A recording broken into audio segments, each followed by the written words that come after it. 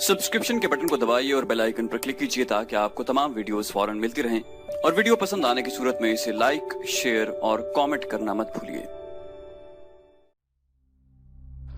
वो मुसाफिर अरब के सहरा में अकेला चला जा रहा था। 8 हिजरी के ज़माने में अरब का वो इलाका जहाँ मक्का और मदीना वाक़े हैं बड़ा ही खौफनाक सहरा हुआ करता था, जलता और इंसानों को झुलसाता हुआ रेगजार। एक तो सहरा की अपनी सऊबतें थीं, दूसरा खतरा रहज़नों का था। मुसाफिर काफिलों की सूरत सफ़र किया करते थे, लेकिन ये मुसाफिर अकेला चला जा रहा था। वो आला नस्ल के जंगी घोड़े पर सवार था। उसकी ज़र्रा घोड़े की जीन के साथ बंधी हुई थी, उसकी कमर से तलवार लटक रही थी और उसके हाथ में बर्छी थी। उस जमाने में मर्दों के कद दराज, सीने चौड़े और जिस्म गठे हुए होते थे। ये अकेला मुसाफिर भी उन्हीं मर्दों में से था, लेकिन जिस अंदाज से वो घोड़े की पीठ पर बैठा था उससे पता चलता था कि वो शहसवार है और वो कोई मामूली आदमी नहीं। उसके चेहरे पर खौफ का हल्का सा भी तासुर नहीं था कि रहज़न उसे लूट लेंगे, उससे इतनी अच्छी नस्ल का घोड़ा छीन लेंगे और उसे पैदल सफर करना पड़ेगा। लेकिन उसके चेहरे पर जो तासुर था वो कुदरती नहीं था। वो कुछ सोच रहा था, यादों से दिल बहला रहा था या कुछ यादों को जहन में दफन करने की कोशिश कर रहा था। आगे एक घाटी आ गई, घोड़ा चढ़ता चला गया। खासी बुलंदी पर जाकर जमीन हमवार हुई। सवार ने घोड़ा रोककर उसे घुमाया और रिकाबों पर खड़े होकर पीछे देखा। उसे मक्का नजर न आया। मक्का उफक के नीचे चला गया था। अबू सुलेमान, उसे जैसे आवाज सुनाई दी हो, अब पीछे न देखो, मक्का को जहन से उतार दो, तुम मर्द मैदान हो, अपने आप को 2 हिस्सों में न कटने दो, अपने फैसले पर कायम रहो, तुम्हारी मंजिल मदीना है। उसने मक्का की समत से निगाहें हटा ली, घोड़े का रुख मदीना की तरफ किया और बाग को हल्का सा झटका दिया। घोड़ा अपने सवार के इशारे समझता था, नपी तुली चाल चल पड़ा। सवार की उम्र 43 बरस थी, लेकिन वो अपनी उम्र से जवान लगता था। सुलेमान उसके बेटे का नाम था। उसके बाप का नाम अल वलीद था। उसे अबू सुलेमान कहलाना ज्यादा पसंद था। उसे मालूम न था कि तारीख उसे खालिद बिन वलीद के नाम से याद रखेगी। ये नाम इस्लाम की अस्करी रिवायात और जज्बे का दूसरा नाम बन जाएगा। मगर 43 बरस की उम्र में जब खालिद मदीने की तरफ जा रहा था, उस वक्त वो मुसलमान नहीं था। छोटी छोटी झड़पों के अलावा वो मुसलमानों के खिलाफ 2 बड़ी जंगे उहद और जंगे खंदक लड़ चुका था। जब रसूल करीम सल्लल्लाहु अलैहि वसल्लम पर 610 ईस्वी बरोज सोमवार पहली वही नाजिल हुई, उस वक्त खालिद की उम्र 24 साल थी। उस वक्त तक वो अपने कबीले बन्नू मखजूम की अस्करी कुव्वत का कायद बन चुका था। बन्नू मखजूम का शुमार कुरैश के चंद एक मुअज़्ज़ज़ खानदानों में होता था। कुरैश के अस्करी उमूर उसी खानदान के सुपुर्द थे। कुरैश खालिद के बाप अल वलीद के अहकाम और फैसले मानते थे। 24 बरस की उम्र में यह हैसियत खालिद को भी हासिल हो गई थी, मगर इस हैसियत को ठुकरा कर खालिद अबू सुलेमान मदीने को जा रहा था।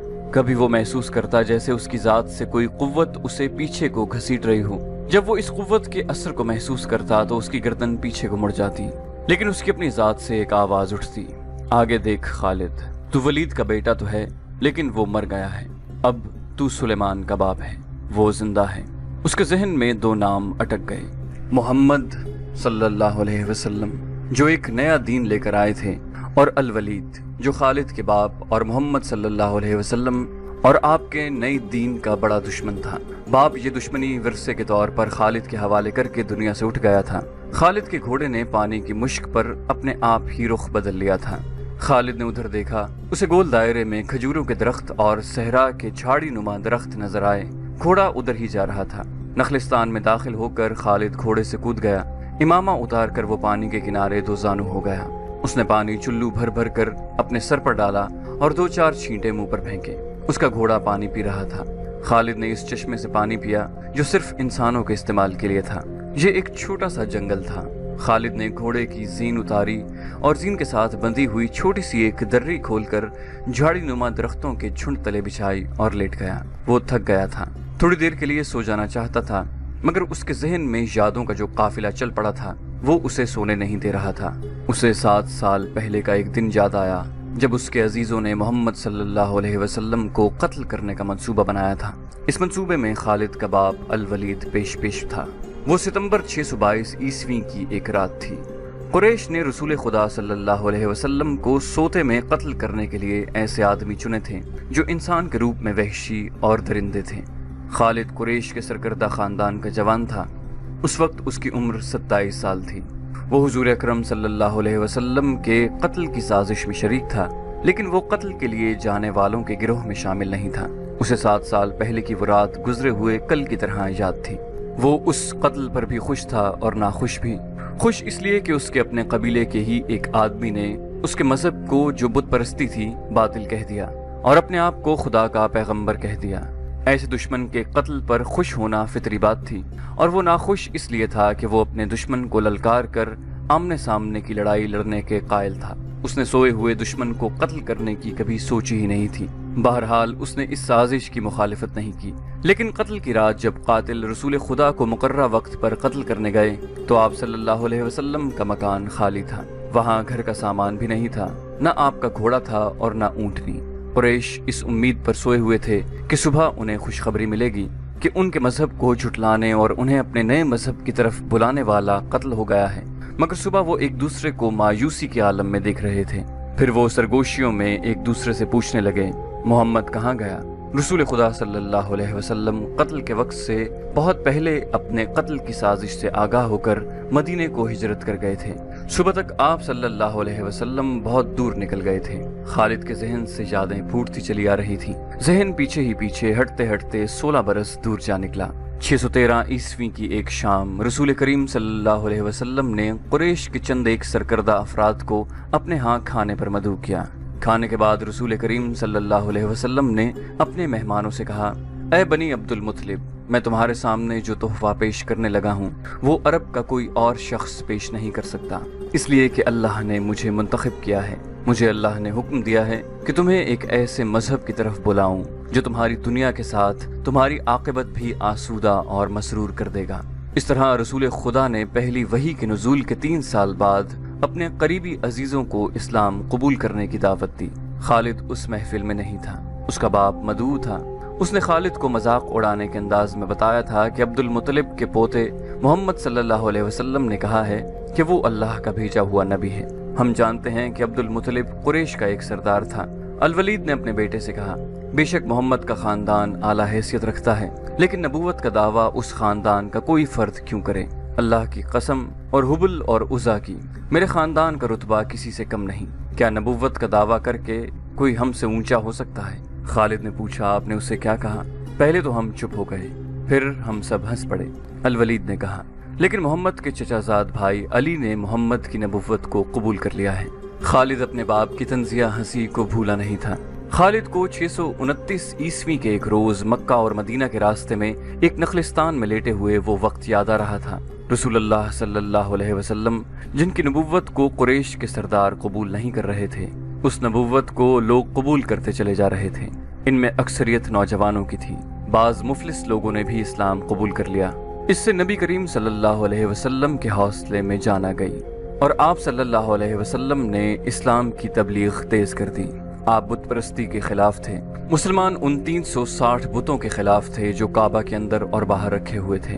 طلوع اسلام سے پہلے عرب ایک خدا کو مانتے تھے اور پوجتے ان بتوں کو تھے۔ انہیں وہ دیویاں اور دیوتا کہتے اور انہیں اللہ کے بیٹے اور بیٹیاں مانتے تھے۔ وہ ہر بات میں اللہ کی قسم کھاتے تھے۔ قریش نے دیکھا کہ محمد صلی اللہ علیہ وآلہ وسلم کے جس دین کا انہوں نے مذاق اڑایا تھا وہ مقبول ہوتا جا رہا تھا، تو انہوں نے آپ صلی اللہ علیہ وسلم کی تبلیغی سرگرمیوں کے خلاف محاذ بنا لیا اور مسلمانوں کا جینا حرام کر دیا۔ خالد کو یاد آ رہا تھا کہ اس نے اللہ کے رسول صلی اللہ علیہ وسلم کو گلیوں اور بازاروں میں لوگوں کو اکٹھا کر کے انہیں اسلام قبول کرنے کی دعوت دیتے اور بتاتے دیکھا تھا کہ بت انہیں نہ فائدہ دے سکتے ہیں نہ نقصان۔ عبادت کے لائق صرف اللہ ہے جو وحدہ لا شریک ہے۔ رسول خدا صلی اللہ علیہ وسلم کی مخالفت کے قائد قریش کے 4 سردار تھے۔ ایک تو خالد کا باپ الولید تھا، دوسرا نبی کریم صلی اللہ علیہ وسلم کا اپنا چچا ابو لہب تھا، تیسرا ابو سفیان اور چوتھا ابو الحکم تھا جو خالد کا چچا زاد بھائی تھا۔ مسلمانوں پر سب سے زیادہ ظلم اور تشدد اسی شخص نے کیا تھا۔ وہ جہالت کی حد تک کینہ پرور اور مسلم کش تھا، اسی لیے مسلم اسے ابو جہل کہتے تھے۔ یہ نام اتنا عام ہوا کہ لوگ جیسے اس کا اصل نام بھول ہی گئے ہوں۔ تاریخ نے بھی اس پستہ قد، بھینگے اور لوہے کی طرح مضبوط آدمی کو ابو جہل کے نام سے ہی یاد رکھا ہے۔ خالد کو یہ یادیں پریشان کرنے لگیں، شاید شرمسار بھی۔ قریش کے لوگوں نے رسول خدا صلی اللہ علیہ وسلم کے گھر میں کئی بار غلاظت پھینکی تھی۔ جہاں کوئی مسلمان اسلام کی تبلیغ کر رہا ہوتا وہاں قریش کے آدمی جا پہنچتے اور ہلڑ مچاتے۔ بد اخلاق اور دھتکارے ہوئے آدمیوں کو رسول خدا صلی اللہ علیہ وسلم کو پریشان کرتے رہنے کے کام پر لگا دیا گیا تھا۔ خالد کو یہ اطمینان ضرور تھا کہ اس کے باپ نے محمد صلی اللہ علیہ وسلم کے خلاف ایسی کوئی گھٹیا حرکت نہیں کی تھی۔ وہ 2 مرتبہ قریش کے 3-4 سرداروں کو ساتھ لے کر رسول خدا کے چچا ابو طالب کے پاس یہ کہنے گیا تھا کہ وہ اپنے بھتیجے کو بتوں کی توہین اور نبوت کے دعوے سے روکے، ورنہ وہ کسی کے ہاتھوں قتل ہو جائے گا۔ ابو طالب نے ان لوگوں کو دونوں مرتبہ ٹال دیا۔ خالد کو اپنے باپ کی بہت بڑی قربانی یاد آئی۔ عمارہ خالد کا بھائی تھا۔ وہ خاص طور پر خوبصورت نوجوان تھا۔ وہ ذہین تھا اور اس میں بانکپن تھا۔ خالد کے باپ الولید نے اپنے اتنے خوبصورت بیٹے عمارہ کو قریش کے 2 سرداروں کے حوالے کیا اور انہیں کہا کہ اسے محمد کے چچا ابو طالب کے پاس لے جاؤ اور اس سے کہو کہ میرا بیٹا رکھ لو اور اس کے بدلے محمد صلی اللہ علیہ وسلم ہمیں دے دو۔ خالد اپنے باپ کے اس فیصلے پر کانپ اٹھا تھا، اور جب اس کا بھائی عمارہ دونوں سرداروں کے ساتھ چلا گیا تو خالد تنہائی میں جا کر رویا۔ سرداروں نے عمارہ کو رسول کریم کے چچا کے آگے کر کے کہا، ابو طالب، اسے تم جانتے ہو، یہ عمارہ بن الولید ہے۔ تم یہ بھی جانتے ہو کہ بنو ہاشم نے، جس کے تم سردار ہو، ابھی تک اس جیسا سجیلا اور عقل مند جوان پیدا نہیں کیا۔ یہ ہم ہمیشہ کے لیے تمہارے حوالے کرنے آئے ہیں۔ اسے اپنا بیٹا بنا کر رکھو، یہ تمام عمر تمہارا فرما بردار رہے گا، اور اگر اسے اپنا غلام بنا لو گے تو قسم ہے اللہ کی، تم پر اپنی جان بھی قربان کر دے گا۔ مگر تم اسے میرے حوالے کیوں کر رہے ہو؟ ابو طالب نے پوچھا، کیا بنو مخزوم کی ماؤں نے اپنے بیٹوں کو نیلام کرنا شروع کر دیا ہے؟ کہو اس کی کتنی قیمت چاہتے ہو، اس کے عوض ہمیں اپنا بھتیجا محمد دے دو۔ قریش کے ایک سردار نے کہا، تمہارا یہ بھتیجا تمہاری رسوائی کا باعث بن گیا ہے۔ اس نے تمہارے آباء و اجداد کے مذہب کو رد کر کے نیا مذہب بنا لیا ہے۔ کیا تم دیکھ نہیں رہے کہ تم نے اس قبیلے میں آدمی کو آدمی کا دشمن بنا دیا ہے؟ تم میرے بھتیجے کو لے جا کر کیا کرو گے؟ قتل؟ قریش کے دوسرے سردار نے جواب دیا، ہم محمد کو قتل کریں گے، یہ بے انصافی نہیں ہوگی۔ تم دیکھ رہے ہو کہ ہم تمہارے بھتیجے کے بدلے تمہیں اپنا بیٹا دے رہے ہیں، یہ بہت بڑی بے انصافی ہوگی۔ ابو طالب نے کہا، تم میرے بھتیجے کو قتل کرو گے اور میں تمہارے بیٹے کو پالوں گا اور اس پر خرچ کروں گا اور اسے بہت اچھی زندگی دوں گا۔ تم میرے پاس کیسا انصاف لے کر آئے ہو؟ میں تمہیں عزت سے رخصت کرتا ہوں۔ خالد نے جب اپنے بھائی کو اپنے سرداروں کے ساتھ واپس آتے دیکھا اور سرداروں سے سنا کہ ابو طالب نے یہ سودا قبول نہیں کیا تو خالد کو دلی مسرت ہوئی تھی۔ محمد صلی اللہ علیہ وسلم کا تم نے کیا بگاڑ لیا تھا ابو سلیمان؟ خالد کی ذات سے ایک سوال اٹھا۔ اس نے خیالوں ہی خیالوں میں سر ہلایا اور دل ہی دل میں کہا، کچھ نہیں۔ بے شک محمد صلی اللہ علیہ وسلم کا جسم طاقتور ہے، لیکن رکانہ بن عبد یزید جیسے پہلوان کو اٹھا کر پٹخنے کے لیے صرف جسمانی طاقت کافی نہیں۔ رکانہ بن عبد یزید رسول کریم صلی اللہ علیہ وسلم کا چچا تھا، جس نے اسلام قبول نہیں کیا تھا۔ یہ عرب کا مانا ہوا پہلوان تھا۔ نامی گرامی پہلوان آئے جنہیں اس نے ایک ہی داؤں میں پٹخ کر اٹھنے کے قابل نہیں چھوڑا۔ وہ وحشی انسان تھا، صرف لڑنا مارنا جانتا تھا۔ خالد کو وہ وقت یاد آنے لگا جب مسلمانوں کو دق کرنے والے 3-4 آدمیوں نے ایک دن رکانہ پہلوان کو خوب کھلایا پلایا اور اسے کہا تھا کہ تمہارا بھتیجا محمد صلی اللہ علیہ وسلم کسی کے ہاتھ نہیں آتا، نہ اپنی تبلیغ سے باز آتا ہے، نہ کسی سے ڈرتا ہے، اور لوگ اس کی باتوں کے جادو میں آتے چلے جا رہے ہیں۔ کیا تم اسے سیدھا نہیں کر سکتے؟ رکانہ نے اپنے چہرے پر مست بھینسے کا تاثر پیدا کر کے تکبر کے لہجے میں کہا تھا، کیا تم میرے ہاتھوں اس کی ہڈیاں توڑوانا چاہتے ہو؟ لاؤ اسے میرے مقابلے پر، لیکن وہ میرا نام سن کر مکہ سے بھاگ جائے گا۔ نہیں، میں اس کے ساتھ لڑنا اپنی توہین سمجھتا ہوں۔ اس نے اکسانے والے آدمیوں کی بات نہ مانی۔ وہ کسی پہلوان کو اپنے برابر سمجھتا ہی نہیں تھا۔ مسلمانوں کے دشمن خاموش ہو گئے تھے، لیکن سوچتے رہے کہ رسول خدا صلی اللہ علیہ وسلم کو رکانہ کے ہاتھوں گرا کر آپ صلی اللہ علیہ وسلم کا تماشا بنایا جائے۔ مکہ کے یہودی خاص طور پر رسول اکرم کے دشمن تھے، لیکن وہ کھل کر میدان میں نہیں آتے تھے۔ وہ خوش تھے کہ اہل قریش آپس میں بٹ کر ایک دوسرے کے دشمن ہو گئے ہیں۔ انہیں پتہ چل گیا کہ قریش کے کچھ آدمیوں نے رکانہ پہلوان کو اکسایا ہے کہ وہ رسول خدا کو کشتی کے لیے للکارے، لیکن وہ نہیں مان رہا تھا۔ ایک روز رکانہ رات کے وقت ایک گلی سے گزر رہا تھا کہ اس کے قریب سے ایک بڑی حسین اور جوان لڑکی گزری۔ چاندنی رات میں لڑکی نے رکانہ کو پہچان لیا اور مسکرائی۔ رکانہ وحشی تھا، वो रुक गया और लड़की का रास्ता रोक लिया। क्या तुम जानती हो कि औरत मर्द की तरफ देखकर मुस्कुराती है तो इसका मतलब क्या होता है? रिकाना पहलवान ने पूछा। कौन हो तुम? इसका मतलब ये होता है कि औरत उस मर्द को चाहती है। उस जवान लड़की ने जवाब दिया, मैं सब्त बिनते अरमन हूँ। ओह, अरमन यहूदी की बेटी, रिकाना ने कहा और लड़की के कंधों पर हाथ रखकर उसे अपने करीब करके बोला, क्या मेरा जिस्म तुझे इतना अच्छा लगता है और क्या मेरी ताकत? सब्त ने पीछे हटते हुए कहा, तुम्हारी ताकत ने मुझे मायूस कर दिया है। तुम अपने भतीजे से डर गए हो? रिकाना ने गरज कर पूछा, कौन कहता है? सब्त ने जवाब दिया, सब कहते हैं। पहले मोहम्मद को गिराओ, मैं अपना जिस्म तुम्हें इनाम में दूंगी। खुदा के बेटों और बेटियों की कसम, तेरी बात पूरी करके तेरे सामने लाऊंगा। रिकाना ने कहा, लेकिन तूने गलत सुना है कि मैं मोहम्मद से डरता हूँ। बात यह है कि मैं अपने से कमजोर के साथ लड़ना अपनी तौहीन समझता हूँ, लेकिन तेरी बात पूरी करूंगा। मशहूर मौर्रिख इब्न हशाम ने लिखा है कि रसूल करीम सल्लल्लाहु अलैहि वसल्लम ने खुद रिकाना पहलवान को कुश्ती के लिए ललकारा था, लेकिन दूसरे मौर्रिख इब्न अल असीर ने जो शहादत पेश की है वो सही है कि रिकाना ने मोहम्मद सल्लल्लाहु अलैहि वसल्लम को कुश्ती के लिए ललकारा और उसने कहा था, मेरे भाई के बेटे, तुम बड़े दिल और बड़ी जुर्रत वाले आदमी हो। मैं ये भी जानता हूँ कि तुम झूठ बोलने से नफरत करते हो, लेकिन मर्द की जुर्रत और सदाकत का पता अखाड़े में चलता है। आओ मेरे मुकाबले में अखाड़े में उतरो। अगर मुझे गिरा लो तो मैं तुम्हें अल्लाह का भेजा हुआ नबी मान लूंगा। अल्लाह की कसम, तुम्हारा मजहब कबूल कर लूंगा। लेकिन ये एक भतीजे और चचा की कुश्ती नहीं होगी। रसूल खुदा सल्लल्लाहु अलैहि वसल्लम ने रिकाना की ललकार के जवाब में कहा, एक बुतपरस्त और सच्चे दीन के एक पैगंबर की लड़ाई होगी। तू हार गया तो अपना वादा न भूलना। मक्का में ये खबर सहरा की आंधी की तरह फैल गई कि रिकाना पहलवान और मोहम्मद सल्लल्लाहु अलैहि वसल्लम की कुश्ती होगी और जो हार जाएगा वो जीतने वाले का मजहब कबूल कर लेगा। कुरैश का बच्चा बच्चा, मर्दोजन और यहूदी हुजूम करके आ गए।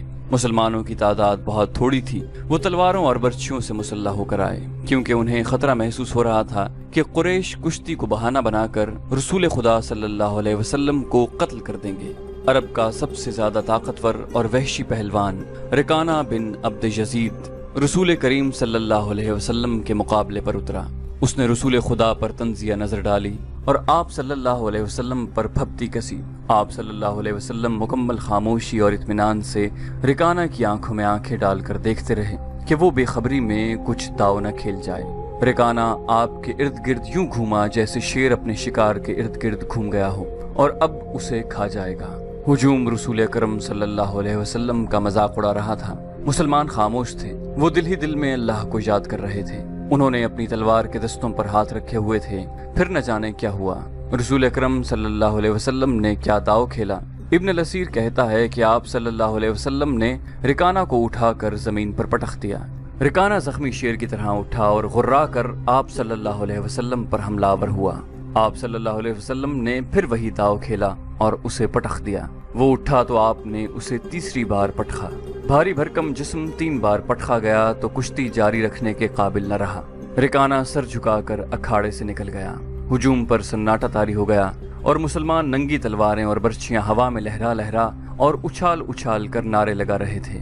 रसूलुल्लाह सल्लल्लाहु अलैहि वसल्लम ने ललकार कर कहा, चचा रिकाना, अपना वादा पूरा कर और यही ऐलान कर कि आज से तू मुसलमान है।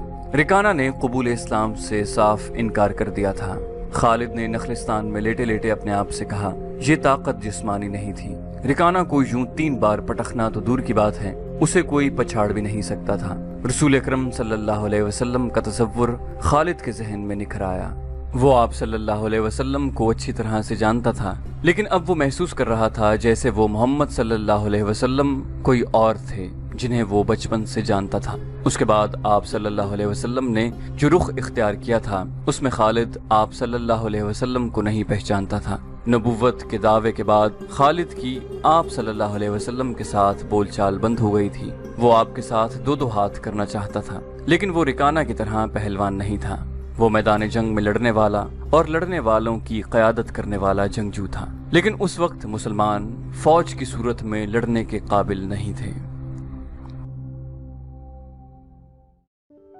सब्सक्रिप्शन के बटन को दबाइए और बेल आइकन पर क्लिक कीजिए ताकि आपको तमाम वीडियोस फौरन मिलती रहें।